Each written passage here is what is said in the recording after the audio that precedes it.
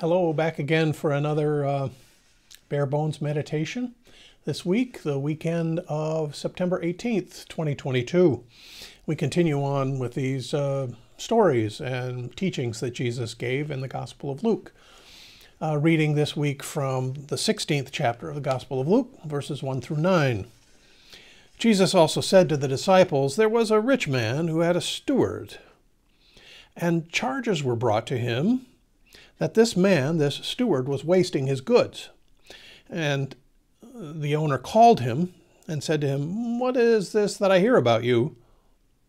Turn in the account of your stewardship, for you can no longer be steward.' The steward said to himself, 'What shall I do, since my master is taking the stewardship away from me? I am not strong enough to dig, and I'm too proud to beg. I have decided what to do so that people may receive me into their houses when I am put out of the stewardship.' So summoning the master's debtors one by one, he said to the first, 'How much do you owe my master?' He said, 100 measures of oil. And he said to him, 'Take your bill and sit down quickly and write 50. Then he said to another, 'And how much do you owe?' And he said to him, 100 measures of wheat. He said to him, 'Take your bill and write 80. The master commended the dishonest steward for his prudence. For the sons of this world are wiser in their own generation than the sons of light. And I tell you, make friends for yourselves by means of unrighteous mammon, so that when it fails, they may receive you into the eternal habitations.'" What do we make of that?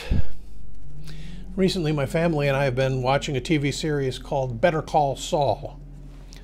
While I won't get into any details, it's a cautionary tale involving drug dealers and cartels and sleazy lawyers and professional thugs and a whole assortment of other folks you'd call lowlives. And then there are other folks just leading their ordinary lives as if none of this stuff was going on. It's sort of a story of while you're out there living your own life, trying to be good, there's another world of people out there who don't care a whit about your moral compass.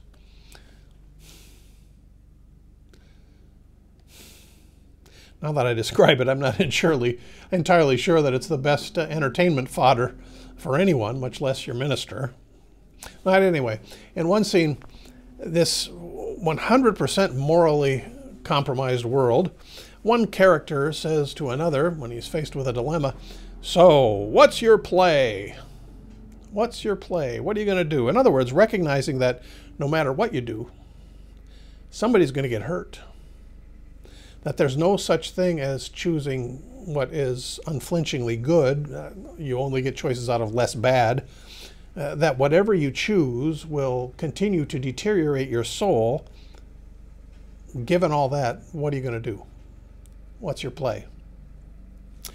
Now that might sound like a strange introduction to a Bible story, but the fact is that's almost precisely what's going on in the story that Jesus told of a dishonest steward. Remember the setup. Some fellow had made his riches trading in olive oil and wheat, apparently common commodities in the ancient Near East. But he didn't just, harvest these products and sell them.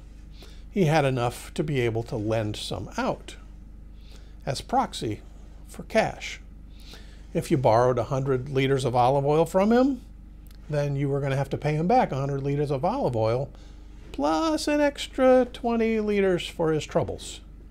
Same with wheat. He loans out 350 bushels of wheat. He gets 350 back, which he can then turn into cash. Now why would he do that? Why would somebody do that instead of just lending out cash and cut out the nonsense with the commodities in the middle? Well, because the Torah says, as plain as anything, you shall not lend out cash with interest to your fellow Jews. They're your family, after all. You don't make money off your family. So instead of lending cash, he lends olive oil. And he lends wheat. So, you know, he wasn't lending money. He was following the Torah. Technically, it's a loophole. That was his play. That was his play. Pretty clever, don't you think? Now we can look at what's going on in this story. The owner finds out that the manager has been all too generous with his products. He calls the manager on the carpet, which would have been a pretty straightforward situation. You're fired, except that the manager was well aware that the owner was being a little bit sketchy with this lending out goods instead of cash business. It's a you rat me out and I'll rat you out kind of scenario. The manager knows his job is already gone. And with that, his mortgage payment, or let's put it this way, maybe not a mortgage payment, but his job is gone. And when his job is gone, he doesn't get to live in the owner's house anymore. So now what's he going to do? What's he going to do? Just to keep a roof over his head. What's his play? He writes off the interest. That's going to be his play. He doesn't give back any principal, likely. This is a little bit speculative, but he just writes off the interest. 50% on the oil, 20% on the wheat. So you get the sense of what happens here. The owner gets his original investment back. He just doesn't make any interest on it, which in the end sort of frees the owner from any guilt feelings about scamming his way around the Torah. And this little deal makes the dishonest steward look pretty clever. He lands on his feet as well. Okay, so that's the way the story goes anyway. Question is, why would Jesus tell this story? Well, here's the thing. The world of Jesus' day, just like ours, it was a hornet's nest of moral compromise. How would Jewish people get along with the evil Romans and their violent and brutal occupation? Sadducees had an answer.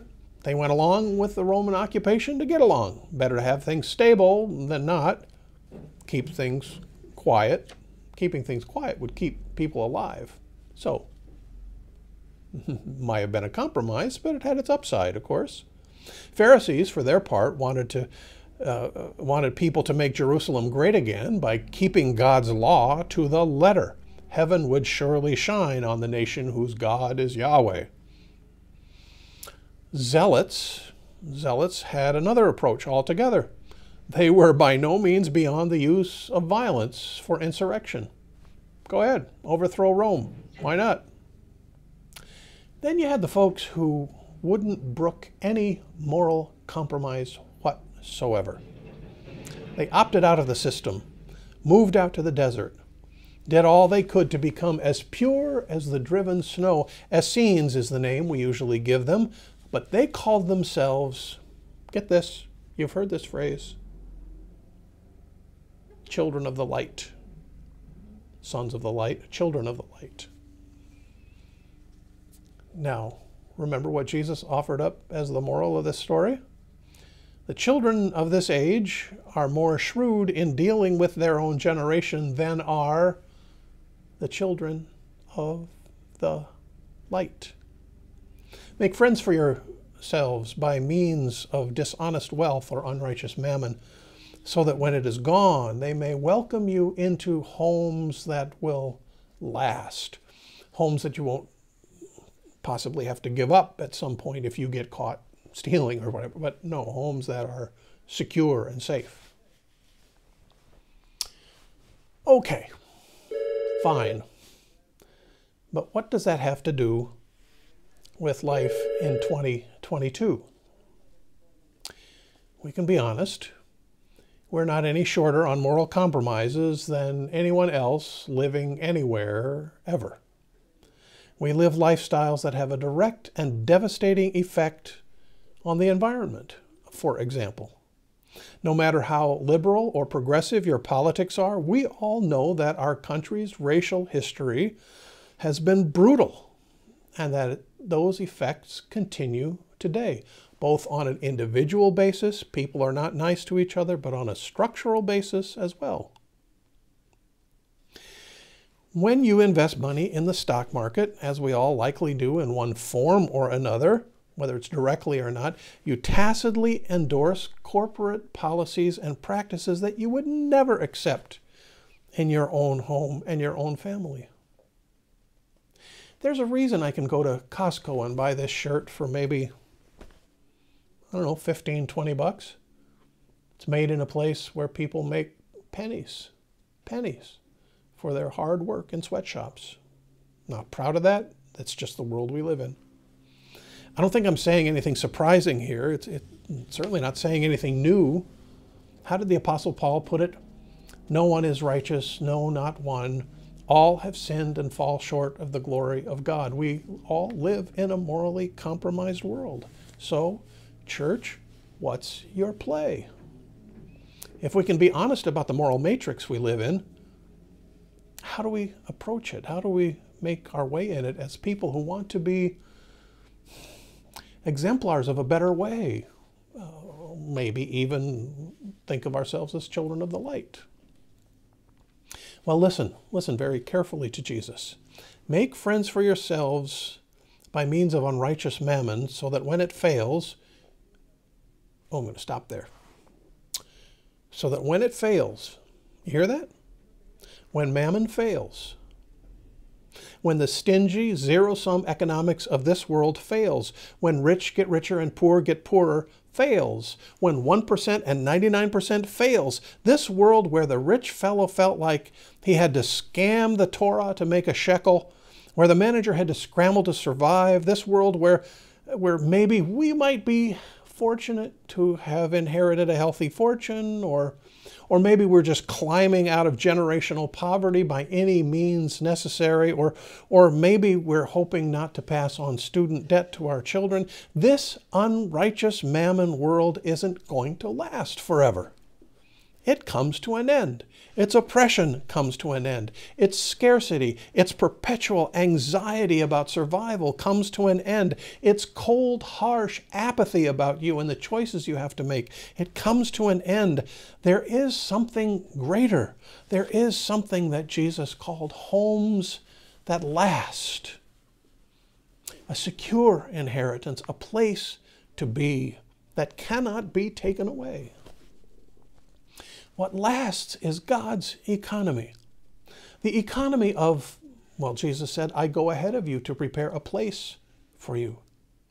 The economy of, on this mountain I will prepare for all a great feast. The economy of a table in the presence of mine enemies, where my cup runneth over. That's all God's economy. The economy of manna in the wilderness. Manna. The Hebrew word manna means, oh, what is it? Well, who knows? But the point is that God provides, and it's enough. And the secret of happiness is to love the enough for all that God gives us. Of course, we hold on to that vision. We cling to it with all our might.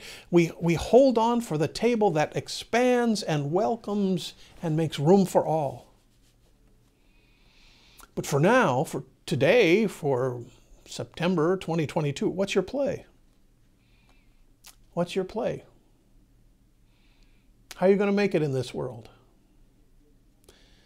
Let's say I, as your pastor, as a pastor, we're going to walk into Borough Hall one day where almost nobody knows me, and I would identify myself to them and say, well, I'm the pastor of United Reformed Church.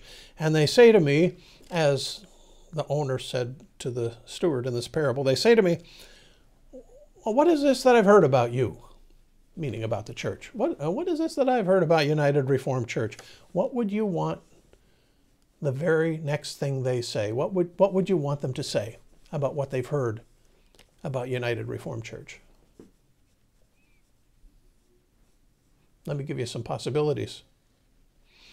You want them to say, oh yeah, you're the church with the concerts. Oh, you're the church where Santa Claus sits on the night when we have the carriage rides in town. Or you're the church that has lots of money. Or you're the church that used to have so many people going to it. Oh, yeah, blah, blah, blah. Is that what you want them to say? What might you want them to say? How about, oh, I've heard of you're the church that has community meals that anyone can come to. Or, oh, I've heard about you. You're the church that's helping people turn their lives around. Or, oh, I've heard that you're the church where anybody can come and nobody makes a fuss about what they wear or how rich or poor they are or whether they smell or whether they have little kids or don't have any little kids or anything. Or how about, oh, I've heard that you're the church where a gay couple had their child baptized. Or, oh, I've heard that you're the church that just bubbles over with joy. How about, I've heard that you're the church that is using its building and its people power and its money in the bank to make a community of friends. This Jesus story is an invitation into an economy of generosity and welcome and friendship. Jesus has extended the invitation. The door lies open. Time to enter the house that lasts. That's all I have for today. Maybe if you're a member of United, you can apply that to specific things that happen here. Maybe if you're watching, you're not a member of United, you can apply this to your own congregation or to your own life if you're not part of a congregation. In any case, may the peace of Christ be with you now and always. And as we say, Amen. God bless.